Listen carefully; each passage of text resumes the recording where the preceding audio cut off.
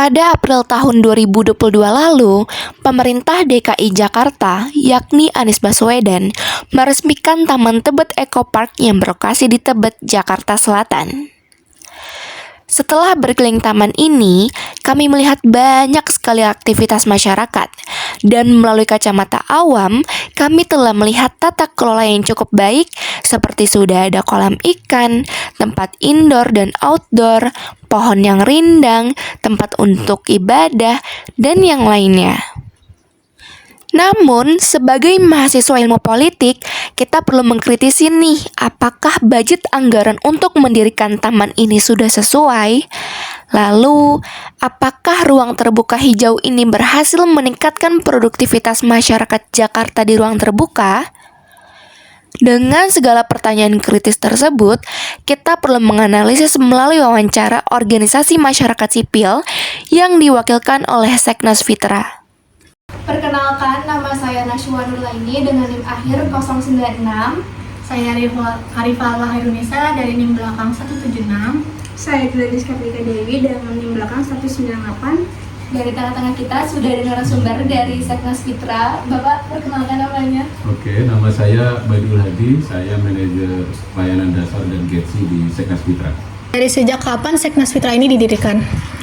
Ya, secara kelembagaan Fitra berdiri itu pasca reformasi ya 98 itu kita senior-senior kita sudah berkumpul kemudian merumuskan beberapa tujuan bersama untuk mengawal agenda reformasi sebenarnya kan kayak gitu. Nah, secara kelembagaan kita tahun 2000 sebenarnya kan. Jadi kalau sekarang usianya sekitar 26 tahun kami berproses di Indonesia, di seluruh wilayah Indonesia, dan kami bekerja untuk fokus pada isu-isu transparansi anggaran yang memang pada saat itu menjadi bagian penting dari agenda reformasi 98.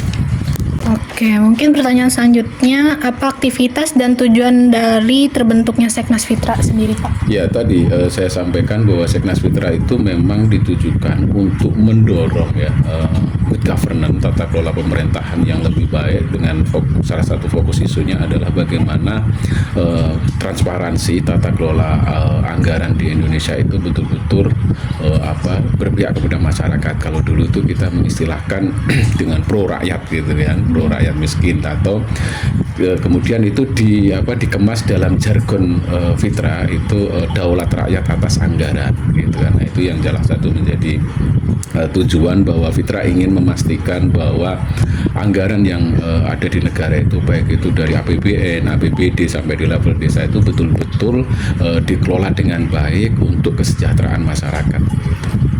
Oke, mungkin selanjutnya saat ini nih, pas sekarang ini, masalah kota apa yang sedang menjadi prioritas utama dari Seknas Fitra gitu, boleh disebutkan sama dijelaskan secara singkatnya? Ya, kalau kita sekarang memang lagi banyak kita berjejaring dengan banyak teman-teman CSO di berbagai daerah, termasuk menyoroti bagaimana tata kelola di sektor perkotaan seperti di Jakarta misalnya. Kita juga sangat mengawal terus-menerus agenda pembangunan di Jakarta sebagai pusat epicentrum nasional kayak gitu. Kita mengawal bagaimana tata kelola anggaran di Jakarta itu bisa betul-betul menjadi referensi bagi daerah-daerah lain. Nah, kita mencoba mengawal itu dengan berbagai macam pendekatan termasuk misalnya isu-isu soal perubahan iklim salah satu agenda yang saya kira juga menjadi sangat penting tidak hanya di sektor perkotaan, tetapi juga sektor-sektor di daerah kabupaten, di desa, itu juga menjadi agenda penting kan kayak gitu. Kalau untuk hubungan, Pak, bagaimana hubungan Seknas Fitra dengan pemerintah ataupun lembaga lain? Ya, kalau kita dengan pemerintah itu menggunakan istilah critical engagement. Jadi kita tetap bermitra dengan pemerintah, tetapi kita juga tetap melaksanakan tugas-tugas kontrol sebagai masyarakat sipil, melakukan pengawasan kritik-kritik kepada pemerintah, tetapi kritik-kritik yang berbasis pada data kan kayak gitu kan. Artinya Fitra berproses untuk memastikan bahwa kolaborasi yang dilakukan oleh misalnya pemerintah dengan masyarakat itu betul-betul berjalan secara efektif. Nah, Fitra menjadi bagian di sana, memastikan sebagai kelompok masyarakat sipil berkolaborasi dengan pemerintah di semua lini, tidak hanya di pemerintah pusat, kami juga bekerja di level provinsi, kami juga bekerja di level kabupaten kota, kami juga bekerja di level desa. Artinya engagement itu dilakukan secara menyeluruh di Indonesia. Agar apa? Karena kan kita tahu bahwa proses pembangunan itu kan berjenjang ya. Misalnya kalau kita mengacu pada sistem perencanaan pembangunan nasional itu dilakukan mulai dari level desa sampai kemudian level nasional. Nah, Fitra berproses di semua level itu untuk memastikan agenda-agenda masyarakat itu terkawal dengan baik dan masyarakat sipil itu dilibatkan dengan baik di situ. Kalau untuk tantangan sendiri, ada nggak sih Pak tantangan yang dirasakan oleh Seknas Fitra? Pasti ada ya, tantangan itu pasti sebagai kelompok masyarakat sipil yang istilahnya kita kan bukan bagian inti dari pemerintah, tetapi kita bagian inti dari negara. Nah, tantangannya tentu banyak ya. Pemerintah kan tidak semuanya juga welcome dengan kehadiran kelompok masyarakat sipil kan kayak gitu kan. Nah, itu tentu menjadi tantangan yang krusial ya. Selain tantangan di internal, di eksternal ya kayak gitu. Misalnya tantangan dengan jejaring gitu kan, jejaring masyarakat sipil juga pasti ada tantangannya juga. Tetapi tantangan fokus ke pemerintah itu pasti ada. Setiap masa pemerintahan itu pasti ada aja dinamika, namanya juga demokrasi, pasti ada dinamika yang berkembang. Ada yang fase pemerintah sangat terbuka, itu di satu sisi misalnya ada pemerintahan yang sangat tertutup, terutama dengan kondisi Indonesia saat ini ya, dengan berbagai macam situasi politiknya, demokrasinya yang berbeda-beda, kulturnya yang berbeda-beda. Setiap pemimpin juga punya base kultur yang berbeda-beda, itu juga berdampak kan kayak gitu kan. Kalau untuk dampak Pak, Seknas Fitra terhadap warga atau lingkungan sekitar, dampaknya apa ya Pak? Ya, kalau kita misalnya berbicara soal dampak ya, apa yang dilakukan Fitra itu dampaknya apa ke masyarakat ya. Memang secara prinsip kami tidak bekerja di grassroots ya, kita tidak bekerja secara langsung mendampingi masyarakat secara intens, itu tidak.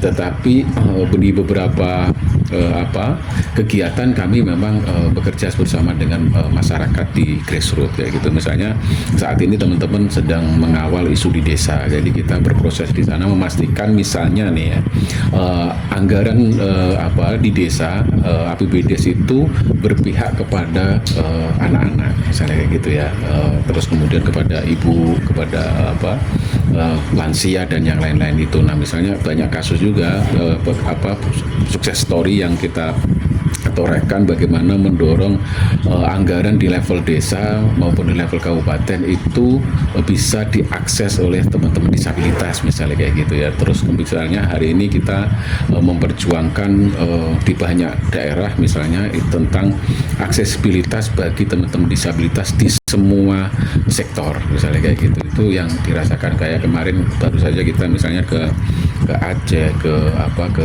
Maluku, ke NTT, kita mendorong bagaimana misalnya APBD itu digunakan untuk membantu teman-teman disabilitas ya, lansia, perempuan itu agar mendapatkan layanan yang lebih optimal misalnya kayak gitu. Itu ada misalnya gitu. Di sektor nelayan misalnya kita ya juga bergerak di mendampingi teman-teman nelayan dengan koalisi dengan berbagai macam kelompok masyarakat sipil, memastikan misalnya subsidi BBM bagi nelayan itu bisa diterima dengan baik ya, dialokasikan dengan baik oleh pemerintah dan kemudian distribusikan dengan baik ke masyarakat misalnya kayak gitu. Menurut Seknas Fitra, bagaimana efektivitas alokasi anggaran ruang terbuka hijau atau RTH, khususnya pada pembangunan Tebet Eco Park dalam meningkatkan kualitas lingkungan dan sosial masyarakat di Jakarta Selatan? Ya, kalau kita spesifik ya studi kasus Eco Park itu kan Tebet Eco Park itu memang ini ya menarik ya, karena kan ini meskipun di awal-awal sempat waktu pembangunan ya sekitar tahun 2018-an itu ada polemik ya di masyarakat, tetapi itu bisa dikondisikan oleh Pemprov DKI dan kemudian dibangun dengan waktu itu ya anggarannya itu kan sekitar 40-an miliar ya waktu revitalisasi Tebet Eco Park itu. Nah, sekarang kita bisa lihat ya, tapi secara umum memang Pemprov DKI itu kan punya agenda ya terhadap pembangunan kawasan hijau di Jakarta ya. Dengan anggaran yang misalnya di tahun ini ya sekitar 300-an miliar misalnya lewat Dinas Pertamanan kayak gitu ya. Itu saya kira juga komitmen yang baik ya, bahwa daerah lahan-lahan yang selama ini dikiranya ya penting itu untuk dikembangkan menjadi kawasan terbuka hijau, itu saya kira menjadi sangat baik. Dan komitmen pemerintah itu kan sebenarnya Tebet Eco Park itu salah satu bentuk komitmen dari pemerintah Provinsi DKI Jakarta agar masyarakat itu mendapatkan ruang yang lebih baik ya, mendapatkan akses terhadap misalnya oksigen yang baik lah kalau bahasanya kayak gitu ya. Itu contoh-contoh konkretnya misalnya kayak gitu, sehingga banyak sekali ruang hijau terbuka itu dibangun di DKI kan gitu.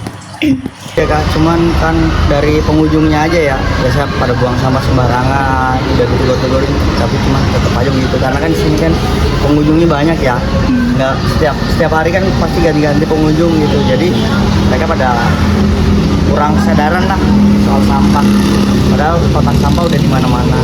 Betul. Tadi saya lihat juga banyak tempat sampah di sini. Cuman kesadarannya kurang.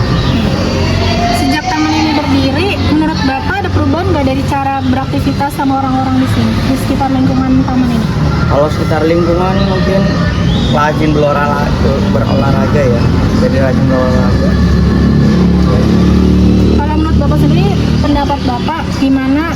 Apakah taman ini jadi bermanfaat buat masyarakat di sekitar? Bermanfaat, sangat bermanfaat.